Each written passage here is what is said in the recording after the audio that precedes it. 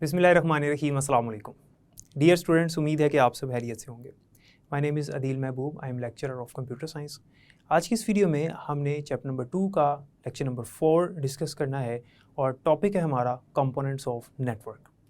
Last lecture में हमने पढ़ा था how the internet is useful, internet के बेनिफिट्स पढ़े, जिसमें हमने इंटरनेट की बहुत सारी सर्विसेज डिस्कस की जो कि इंटरनेट से हम अवेल करते हैं और उन सर्विसेज को हम इस्तेमाल करते हैं डेली बेसिस पे। अब हम पढ़ने लगे हैं कि नेटवर्क के कंपोनेंट्स कौन कौन से होते हैं, नेटवर्क के जो मेजर कंपोनेंट्स हैं वो कौन से हैं जो नेटवर्क बनाने के लिए इस्तेमाल होते हैं। इसमें सारे कंपोनेंट्स तो नहीं लिखे हुए बुक में, लेकिन जितने मेंशन है उनको हमने डिस्कस करना है कि नेटवर्क के कौन कौन से कंपोनेंट्स होते हैं। जिनमें सबसे पहले तो वो बता रहा है हमारे पास लैन क्या होता है, लोकल एरिया नेटवर्क। लैन के बारे में एक ओवरव्यू मैं दे चुका हूँ, लेकिन इस टॉपिक में जो लैन के बारे में डिस्कशन है वो भी हम करेंगे। इसके अलावा NIC के बारे में पढ़ेंगे, ब्रिज, गेटवे और राउटर। लैन एक छोटा नेटवर्क होता है जिसके अंदर नंबर ऑफ कंप्यूटर्स कम होते हैं। एक बिल्डिंग का नेटवर्क हो सकता है, एक ऑफिस का, एक लैब का नेटवर्क हो सकता है, या एक होम नेटवर्क हो सकता है जिसमें चंद कंप्यूटर्स आपस में कनेक्टेड हों थ्रू वायर और वायरलेसली। जी हाँ, याद रखिएगा कि लैन में हम सिर्फ ऐसा नहीं है कि कंप्यूटर्स को सिर्फ वायर से कनेक्ट करते हैं, वायरलेसली भी कनेक्ट कर सकते हैं। लोकल एरिया नेटवर्क के बाद हमने पढ़ा था मैन होता है, जो कि इससे बड़ा नेटवर्क होता है, एक सिटी की रेंज तक फैल जाता है जो नेटवर्क, उसे हम मैन कहते हैं। और अगर इससे भी बढ़ जाए यानी डिफरेंट कंट्रीज़ तक फैल जाए, जिसकी बेहतरीन एग्जांपल इंटरनेट है जो पूरी दुनिया तक फैला हुआ है, इसको हम वैन कहते हैं। तो कंपोनेंट्स ऑफ नेटवर्क में एक कंपोनेंट उसने लिखा हुआ है लैन यानी लोकल एरिया नेटवर्क, और लोकल एरिया नेटवर्क के बारे में उसने कुछ यहाँ पर चीज़ें बताई हुई हैं। वो कहता है कि लैन जो है यानी लोकल एरिया नेटवर्क जो है, ये टेलीफोन नेटवर्क के साथ कनेक्ट नहीं होता, बल्कि इसके अपने सेपरेट कंपोनेंट्स होते हैं। लैन में जब हम कंप्यूटर्स को आपस में कनेक्ट करते हैं तो जैसा कि आपको पता है कि लैन चूंकि एक छोटा नेटवर्क होता है, इसका ज्योग्राफिक एरिया कम होता है, कंप्यूटर एक दूसरे के करीब होते हैं, तो इसमें हम through wires, mostly through wires computers को आपस में कनेक्ट करते हैं। कुछ लैन्स में हम ट्विस्टेड पेयर केबल इस्तेमाल करते हैं। ट्विस्टेड पेयर केबल क्या होती है, इसके ऊपर एक डिटेल डिस्कशन है चैप्टर नंबर 3 में, लेकिन फिलहाल ट्विस्टेड पेयर केबल क्या होती है इसके बारे में थोड़ा सा ज़रूर पढ़ते हैं कि ट्विस्टेड पेयर केबल क्या है। ये एक वायर की टाइप है, ये एक केबल की टाइप है, और ये कॉस्टली नहीं होती, सस्ती होती है, लेकिन इसकी स्पीड इतनी ज़्यादा नहीं होती। ये पहले कभी इस्तेमाल हुआ करती थी, अब ये ज़्यादा इस्तेमाल नहीं होती। तो लैन जो होता है, जब हम लोकल एरिया नेटवर्क बनाते हैं, उसमें मोस्टली कंप्यूटर्स को ट्विस्टेड पेयर केबल के ज़रिए से कनेक्ट किया जाता है। लेकिन कुछ लैन्स ऐसे भी होते हैं जिनमें ट्विस्टेड पेयर केबल की बजाय कोएक्सियल और फाइबर ऑप्टिक केबल का इस्तेमाल किया जाता है। यानी यहाँ पर कोएक्सियल केबल लगा दी जाती है, उसके ज़रिए कंप्यूटर्स को कनेक्ट कर दिया जाता है, या फिर फाइबर ऑप्टिक केबल के ज़रिए से कनेक्ट किया जाता है। कोएक्सियल केबल और फाइबर ऑप्टिक केबल का नुकसान यानी डिसएडवांटेज ये है कि ये एक्सपेंसिव हैं as compare to twisted pair cable, लेकिन इनका एडवांटेज, इनका बेनिफिट ये है कि ये दोनों फास्ट हैं as compare to twisted pair cable. क्योंकि फास्ट हैं इसलिए इनकी कॉस्ट भी ज़्यादा है। तो कुछ लोकल एरिया नेटवर्क्स में लोग क्या करते हैं कि जब नेटवर्क बनाते हैं तो कोएक्सियल केबल या फाइबर ऑप्टिक का इस्तेमाल करते हैं। ये फास्ट होती हैं, इनमें डाटा ट्रांसफ़र करने की जो स्पीड है वो ज़्यादा होती है, यानी कि इनकी बैंडविड्थ ज़्यादा होती है। डियर स्टूडेंट्स, बैंडविड्थ का वर्ड मैंने इसलिए यहाँ पर बोला क्योंकि आगे जाकर भी ये आएगा, इसलिए मैं भी आपको समझाने लगा हूँ कि बैंडविड्थ का मतलब होता है capacity of medium to transfer data in 1 second. Medium जो है, ये मीडियम है ना, वायर हमने पढ़ा था, कम्युनिकेशन मीडियम या कम्युनिकेशन चैनल या ट्रांसमिशन मीडियम या ट्रांसमिशन मीडिया, ये सब एक ही चीज़ के नाम है। वो पाथ जिसके ऊपर से डाटा ट्रैवल होना है, जिसने दो या दो से ज़्यादा कंप्यूटर्स को कनेक्ट करना है, जो कि या तो वायर हो सकती है या वायरलेस हो सकते हैं, यानी सिग्नल्स हो सकते हैं। तो इसकी जो कैपेसिटी है कि एक सेकंड में कितना डाटा लेकर जा सकती है, इसको कहते हैं बैंडविड्थ। तो बैंडविड्थ जितनी ज़्यादा होगी, हमारे मीडियम की स्पीड उतनी ही ज़्यादा होगी, बैंडविड्थ जितनी कम होगी, मीडियम की स्पीड उतनी ही कम होगी। तो कोएक्सियल और फाइबर ऑप्टिक केबल की बैंडविड्थ जो है as compare to twisted pair cable fast होती है, ज़्यादा होती है। और याद रखिएगा कि मैंने भी पहले भी आपको बताया कि ज़रूरी नहीं है कि लोकल एरिया नेटवर्क में सिर्फ वायर ही हो जिससे हम कंप्यूटर्स को कनेक्ट करें, हम वायरलेसली भी कंप्यूटर्स को कनेक्ट कर सकते हैं। जी हाँ, सिग्नल्स के ज़रिए से भी कंप्यूटर्स को आपस में कनेक्ट किया जाता है अगर हमने लोकल एरिया नेटवर्क बनाया हुआ तो। यानी लोकल एरिया नेटवर्क में with the help of signals भी हम कंप्यूटर्स को कनेक्ट कर सकते हैं और मैसेज को ट्रैवल करवा सकते हैं, एक्सचेंज करवा सकते हैं डाटा। लेकिन जब हम वायरलेसली कंप्यूटर्स को कनेक्ट करेंगे तो ये लॉन्ग डिस्टेंसेस के लिए स्टेबल नहीं होगा। कंप्यूटर अगर करीब है तो ठीक है, लेकिन जितना दूर होते चले जाएंगे, जितना डिस्टेंस हम बढ़ाते जाएंगे कंप्यूटर्स का, उतना ये स्टेबल नहीं होगा, स्लो भी हो जाएगा। इसलिए मोस्टली लोकल एरिया नेटवर्क्स में हम यूज़ करते हैं केबल्स का। लोकल एरिया नेटवर्क में लोग एक दूसरे के साथ इंफॉर्मेशन शेयर कर सकते हैं, डाटा शेयर कर सकते हैं, हार्डवेयर रिसोर्सेज शेयर कर सकते हैं, सॉफ्टवेयर शेयर कर सकते हैं। यानी नेटवर्क के जितने भी हमने एडवांटेजेस पढ़े थे वो सारे के सारे लोकल एरिया नेटवर्क यानी लैन में किए जा सकते हैं। यहाँ पर जो टॉपिक है आपका कंपोनेंट्स ऑफ नेटवर्क का, इसके साइड पे एक नोट लिखा हुआ है, वो मैं समझता हूँ कि बताना बच्चों को बड़ा ज़रूरी है। वो ये है कि उसने कहा है कि आज जो चैटिंग की फैसिलिटी है जो हमें इंटरनेट ने दी हुई है, या हम लैन में भी कर सकते हैं, यानी नेटवर्क के ज़रिए से जो हम चैटिंग करते हैं, एक दूसरे के साथ रब्ता करते हैं। चैटिंग से मुराद यानी रियल टाइम डिस्कशन एक दूसरे के साथ करें, एक दूसरे के साथ 1-to-1 रब्ते में हैं। ये नेटवर्क की बहुत अच्छी फैसिलिटी है।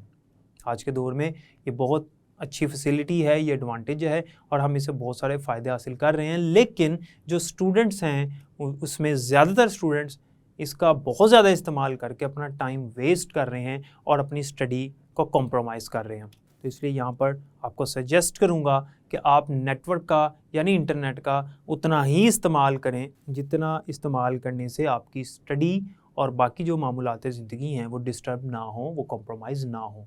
तो ये चीज़ ज़हन में रखिएगा। देखिए, हर चीज़ के एडवांटेजेस भी होते हैं और डिसएडवांटेजेस भी होते हैं। ये हमारे ऊपर होता है कि हमने उसके एडवांटेजेस से फ़ायदा हासिल करना है या उसके डिसएडवांटेजेस से नुकसान उठाना हमने। इसलिए ये स्टूडेंट्स को सजेस्ट करना यहाँ पे बड़ा इम्पॉर्टेंट है, बड़ा ज़रूरी है, लाजमी है कि आपको इस चीज़ की समझ आए। उसकी वजह ये है कि आज जो मैट्रिक के स्टूडेंट्स हैं या इंटरमीडिएट के स्टूडेंट्स हैं, इनके पास जब फ़ोन्स आ जाते हैं, इंटरनेट होता है, तो फिर वो उसको हद से ज़्यादा जब इस्तेमाल करते हैं तो जो स्टडी और बाकी जो मामलात हैं वो डिस्टर्ब हो जाते हैं। नेक्स्ट हमारे पास जो कंपोनेंट है, back to the topic again, वो है लैन के बाद NIC। ये भी एक नेटवर्क का कंपोनेंट है, ये भी नेटवर्क का एक जुज़ है, एक पार्ट है। NIC की फुल फॉर्म इंपॉर्टेंट है। NIC stands for network interface card. Network interface card ये एक सर्किट बोर्ड है जो हमारे कंप्यूटर सिस्टम के अंदर मदरबोर्ड के साथ अटैच होता है। जो हमारा कंप्यूटर सिस्टम होता है, जो रेक्टेंगुलर केसिंग होती है, उसके अंदर जो मदरबोर्ड होता है, जिसके ऊपर रैम और दूसरे जो सर्किट्स हैं और जो बाकी हार्ड डिस्क वगैरह उसके साथ कनेक्टेड होती, उसी मदरबोर्ड के साथ डायरेक्टली अटैच होता है हमारा NIC कार्ड। ये एक नेटवर्क कार्ड है, यानी ये नेटवर्क में इस्तेमाल होता है।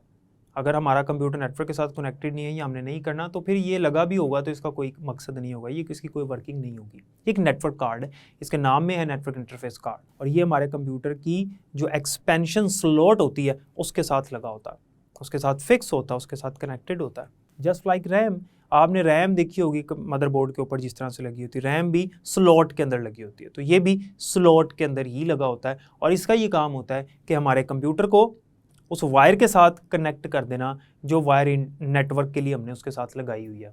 यानी हमने जो वायरिंग की है कंप्यूटर्स को आपस में कनेक्ट करने के लिए, उस वायरिंग के ऊपर डाटा भेजने के लिए या उस वायरिंग से डाटा रिसीव करने के लिए हमारे कंप्यूटर में NIC कार्ड होना चाहिए। अगर NIC कार्ड हमारे कंप्यूटर में नहीं है तो हम नेटवर्क में मैसेज भेज ही नहीं सकते और ना ही हमें कोई मैसेज रिसीव होगा। वायर हमने लगा ली कंप्यूटर के साथ, हम कह रहे हैं जी हमारे सारे कंपोनेंट्स पूरे हैं, वायर लग गई, अटैच हो गई, दूसरे कंप्यूटर के साथ भी अटैच हो गई, सारे काम हो गए, लेकिन हमारे कंप्यूटर से ना मैसेज जा रहा है ना आ रहा है। उसकी वजह यह है कि हो सकता है कि हमारे कंप्यूटर में NIC कार्ड ना हो। मोस्टली कंप्यूटर्स में NIC कार्ड जो होता है वो बिल्ट इन होता है, यानी पहले से मौजूद होता है, क्योंकि आज नेटवर्क बनाना हर कंप्यूटर के साथ ज़रूरी है, यानी हर किसी की ज़रूरत है, तो इसलिए हर कंप्यूटर के अंदर NIC कार्ड लगा होता है और हमारे कंप्यूटर को वायरिंग के साथ यानी एक नेटवर्क में कनेक्ट कर देता है। तो जब हमने नेटवर्क में कंप्यूटर को अपने कनेक्ट करना है तो उसके लिए हमारे पास कंप्यूटर सिस्टम में NIC कार्ड का लगाना ज़रूरी है। तो ये एक नेटवर्क डिवाइस है, या इसको कम्युनिकेशन डिवाइस भी कहेंगे। कम्युनिकेशन डिवाइस ऐसी डिवाइस होती है जो राब्ते के लिए इस्तेमाल होती है, एक ऐसा आला जो कि नेटवर्क में इस्तेमाल हो रहा है कम्युनिकेशन के लिए, उनमें से एक NIC भी है। NIC के बाद एक और नेटवर्क का कंपोनेंट है जिसका नाम है ब्रिज। ब्रिज भी एक कम्युनिकेशन डिवाइस है, ब्रिज भी एक नेटवर्क डिवाइस है। डियर स्टूडेंट्स, ब्रिज का क्या काम है? ब्रिज का ये काम है कि नेटवर्क्स को आपस में जोड़ना। दो ऐसे नेटवर्क्स जो कि सिमिलर नेटवर्क्स हैं, दो नेटवर्क्स जो कि सिमिलर नेटवर्क्स हैं, सेम नेटवर्क्स हैं, होमोजीनियस हैं। सेम, सिमिलर, होमोजीनियस एक ही बात है। बोर्ड में इस तरह से होमोजीनियस का वर्ड यूज़ कर सकता है और सेम का वर्ड यूज़ कर सकता है, किया भी हुआ उसने, तो ये आपको पता होना चाहिए। इनका मतलब एक ही होता है, सिमिलर, सेम, होमोजीनियस, मतलब एक जैसे। फॉर एग्जांपल एक तरफ लैन है, लोकल एरिया नेटवर्क है, और दूसरी तरफ भी लोकल एरिया नेटवर्क है, दोनों सेम नेटवर्क्स हैं, इन दोनों को जोड़ के एक बड़ा नेटवर्क बनाना है, तो दरमियान में जो डिवाइस लगेगी इनके सेंटर पॉइंट पे वो होगी ब्रिज। ब्रिज एक कम्युनिकेशन डिवाइस है जो दो या दो से ज़्यादा सिमिलर नेटवर्क्स को आपस में कनेक्ट करती है। फॉर एग्जांपल एक कंपनी है, उसकी एक बिल्डिंग का नेटवर्क है, बिल्डिंग में 15 to 20 कंप्यूटर्स हैं, वो आपस में कनेक्टेड हैं, तो ये कहलाएगा लोकल एरिया नेटवर्क, एक लैन है। और उसी के करीबी एक और कंपनी ने एक और बिल्डिंग ली है, वहाँ पर भी कंपनी के पास एक नेटवर्क बना हुआ है, कोई 5 to 10 कंप्यूटर्स का, फॉर एग्जांपल, वो भी एक लोकल एरिया नेटवर्क है। लेकिन कंपनी चाहती है कि ये दोनों, चूँकि कंपनी की अपनी बिल्डिंग्स हैं, कंपनी के अपने नेटवर्क्स हैं, तो कंपनी चाहती है इनकी आपस में जो है वो कम्युनिकेशन हो, तो कंपनी इन नेटवर्क्स को आपस में कंबाइन करना चाह रही है और एक नेटवर्क करना चाह रही है इनको। उसके लिए इनको जब कनेक्ट किया जाएगा तो इनके सेंट्रल पॉइंट पे, इनके मिड पॉइंट पे, यानी इनके दरमियान में एक डिवाइस लगेगी जिसे हम ब्रिज कहेंगे। ब्रिज का काम होगा कि जब एक तरफ से डाटा आएगा तो ब्रिज ने उसको रिसीव करके दूसरी तरफ दूसरे नेटवर्क में भेज देना है। यानी कि अगर एक बिल्डिंग में किसी एक कंप्यूटर ने डाटा सेंड किया दूसरी बिल्डिंग के किसी कंप्यूटर को, तो यहाँ से जब डाटा निकला तो पहले ब्रिज के पास आएगा, ब्रिज आइडेंटिफाई करेगा कि डाटा किसको भेजना है, ब्रिज पे दूसरे नेटवर्क में वो डाटा भेज देगा। फिर जब दूसरे नेटवर्क में जाएगा, वहाँ जिस कंप्यूटर का एड्रेस मैच करता होगा उसको वो मैसेज भेज दिया जाएगा, या उसको जो भी डाटा है वो सेंड कर दिया जाएगा। ये है ब्रिज डिवाइस, जो कि कम्युनिकेशन डिवाइस है या नेटवर्क डिवाइस है। नेक्स्ट आता है हमारे पास गेटवे। डियर स्टूडेंट्स, गेटवे भी एक कम्युनिकेशन डिवाइस है, और गेटवे भी ऐसी डिवाइस है जो कि नेटवर्क्स को आपस में जोड़ती है। लेकिन ब्रिज में हमने पढ़ा था कि ये सिमिलर नेटवर्क्स को आपस में कनेक्ट करती है, जबकि गेटवे सिमिलर नेटवर्क्स को नहीं बल्कि हेट्रोजीनियस यानी डिसिमिलर नेटवर्क्स को आपस में जोड़ती है, यानी डिफरेंट नेटवर्क्स को आपस में कनेक्ट करती है। डिफरेंट, डिसिमिलर और हेट्रोजीनियस, इनका मतलब एक ही है। तो डिफरेंट टाइप्स के नेटवर्क्स होंगे, उनको आपस में कनेक्ट करना है, तो फिर हमारे पास जो डिवाइस इस्तेमाल होगी वो गेटवे होगी। गेटवे इनके मिड पॉइंट पे लगेगी। फॉर एग्जांपल एक तरफ अगर लैन है और एक तरफ अगर मैन है, मेट्रोपॉलिटन एरिया नेटवर्क, तो इनको कनेक्ट करने के लिए, एक बड़ा नेटवर्क बनाने के लिए जो डिवाइस इस्तेमाल होगी वो कौन सी होगी? That is gateway. याद रखिएगा, गेटवे सिर्फ हार्डवेयर ही नहीं है बल्कि सॉफ्टवेयर भी है। सॉफ्टवेयर कैसे है? क्योंकि जाहिर सी बात है, इस हार्डवेयर को ऑपरेट करने के लिए, इस हार्डवेयर को चलाने के लिए, इसके फंक्शंस को इस्तेमाल करने के लिए जो इसके ऊपर सॉफ्टवेयर होगा उसी के ज़रिए से इसको इस्तेमाल किया जा रहा है। आपको जैसे मैंने चैप्टर 1 में भी बताया था कि हर हार्डवेयर को चलाने के लिए एक सॉफ्टवेयर की ज़रूरत होती है, जो सॉफ्टवेयर उस हार्डवेयर को इंस्ट्रक्शंस देता है कि इसने कैसे चलना है स्मूथली। उसके लिए जो हमारे पास सॉफ्टवेयर होगा वो गेटवे के ऊपर कोई ना कोई स्पेसिफिक सॉफ्टवेयर चल रहा होगा। यहाँ पर एक टर्म लिखी हुई है, वो मैं आपको बताता चलूँ, वो टर्म है node, NODE, node. Dear students, node क्या होता है? A computer in a network is called node. एक डेफिनेशन है नोड की, एक सादा सी, आपको समझ लग गई होगी। A computer in a network is called node. Network के अंदर जो कंप्यूटर्स हैं जितने भी, उनको कहेंगे नोड्स। यानी एक कंप्यूटर अगर नेटवर्क में कनेक्टेड है उसको नोड कहेंगे। अगर वो नेटवर्क में कनेक्टेड नहीं है, वो ऐसे ही सिंपल कंप्यूटर मौजूद है हमारे पास, हम उसको यूज़ कर रहे हैं या नहीं कर रहे, नेटवर्क में कनेक्टेड नहीं, उसको नोड नहीं कहना। नोड किसको कहेंगे? A computer connected in a network is called node. Network कोई भी हो सकता है, उसके लिए ज़रूरी नहीं है कि लैन के अंदर ही हो, मैन में भी हो सकता है, इंटरनेट में भी हो सकता है, लेकिन जो नेटवर्क में कंप्यूटर कनेक्टेड होगा उसको हम कहेंगे नोड। डियर स्टूडेंट्स, राउटर जो है ये ब्रिज और गेटवे की निस्बत जो है वो ज़्यादा बड़ी डिवाइस है, बड़े पैमाने पर इस्तेमाल होती है। इसका भी काम है डिफरेंट नेटवर्क्स को आपस में जोड़ना। ये 2 से ज़्यादा नेटवर्क्स को आपस में जोड़ सकती है। ये डिवाइस मल्टीपल नेटवर्क्स को आपस में कनेक्ट कर सकती है। राउटर भी एक हार्डवेयर भी है और सॉफ्टवेयर भी है। राउटर जो है वो एक सर्वर भी हो सकता है, सेपरेट कंप्यूटर भी हो सकता है, और एक ब्लैक बॉक्स डिवाइस भी होती है। राउटर एक ब्लैक बॉक्स डिवाइस है, एक बॉक्स होता है बड़ा सा, और इसका काम होता है नेटवर्क्स को आपस में कनेक्ट करना। इसके अंदर पोर्ट्स बनी होती हैं जिनके साथ हम डिफरेंट टेक्नोलॉजीज़ को कनेक्ट कर देते हैं। For example Ethernet, token ring, T1, frame relay, asynchronous transfer mode, ATM।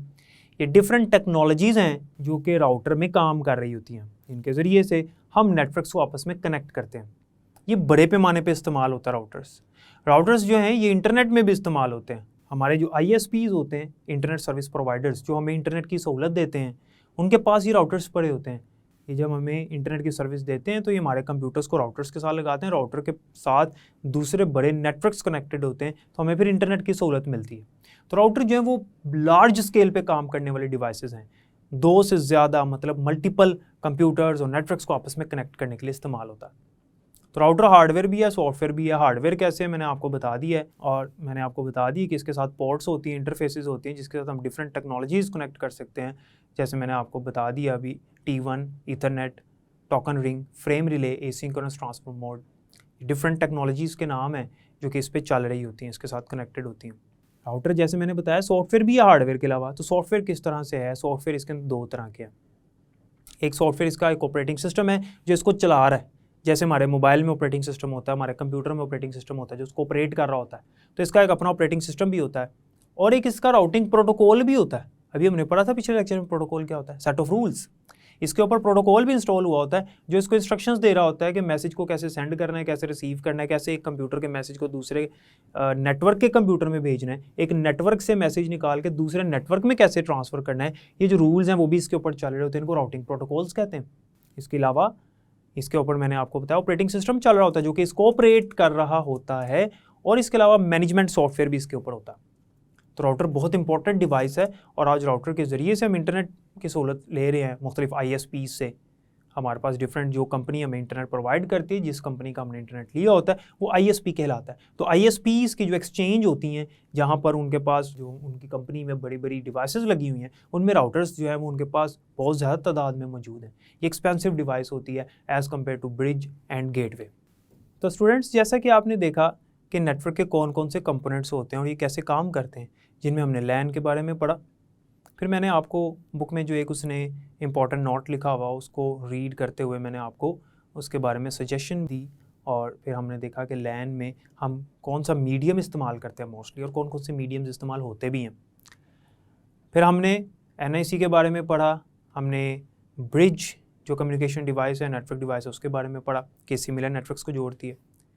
फिर हमने गेटवे के बारे में पढ़ा, जिसमें हमने देखा कि ये डिफरेंट नेटवर्क्स को आपस में जोड़ने के लिए इस्तेमाल होता है। और लास्टली हमने राउटर के बारे में डिस्कशन की, और राउटर के बारे में हमने इसके हार्डवेयर में देखा कौन कौन सी चीज़ें शामिल हैं, इसके सॉफ्टवेयर में देखा कौन कौन सी चीज़ें शामिल हैं। इसके अलावा आज के लेक्चर में हमने एक टर्म भी पढ़ी जिसे कहते हैं नोड, और हमने देखा कि नेटवर्क इन अ कंप्यूटर, और हमने देखा computer that is connected in a network is called node.